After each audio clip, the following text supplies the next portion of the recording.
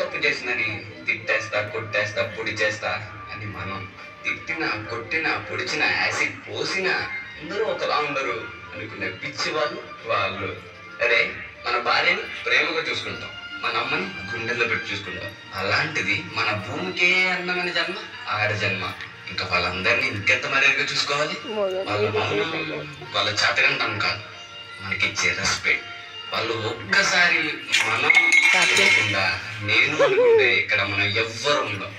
ఎందుకంటే మనందరం ఆడవాళ్ళ కడుపులోంచి వచ్చిన వాళ్ళమే.